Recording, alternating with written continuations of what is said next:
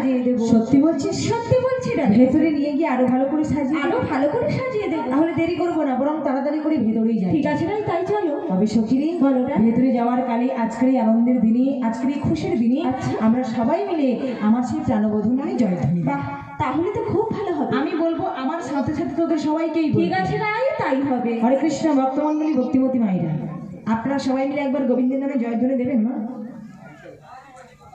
সবাই দেবেন? তাহলে প্রেম সে বলুন, নিতাই গৌর প্রেমানন্দে। হরি বল, হরি বল। ওই হরিধ্বনি তো সবাই করলেন না। কি মায়েরা যারা দাঁড়িয়ে রয়েছে, একটু এসে কি বসা যাবে? হ্যাঁ, বসার সময় নেই, সংসারে অনেক কাজের চাপ, তাই না? ওই একটু সময় এলাম, একটু দর্শন করলাম, প্রসাদ পেলাম, বাড়ি চলে গেলাম। রাধে রাধে। কিন্তু মায়েরা একটা কথা মনে রাখবেন, মাথায় রাখবেন, আজকে আপনারা যে এই আসনটিতে বসে রয়েছেন, এটা যে বড় পবিত্র আসন। মহারাজ পরীক্ষিতের আসন জুড়ে আপনারা বসে রয়েছেন, তাই না?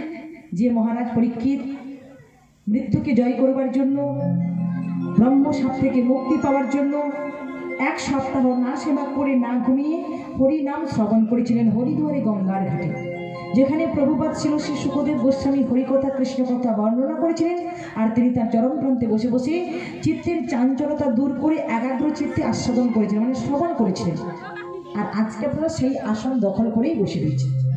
আপনারাও যদি সেই মহারাজ পরীক্ষিতের ভাব নিয়ে শ্রবণ করেন, আস্বাদন করেন, তাহলে দেখবেন আপনাদেরও নরদের মুক্তি হবেই হবে। নিতাই গৌর প্রেমানন্দে। এটাই হচ্ছে হরিবাসনের শোভা। আকাশের শোভা চাঁদ, চাঁদের শোভা তারা, বৃন্দাবনে কৃষ্ণের শোভা নদীয়াতে গোড়া। আর এই হরিবাসনের শোভা আপনাদের মতো ভক্তজন মণ্ডলী প্রেম সে বলবো নিতাই গৌর প্রেমানন্দে হরি।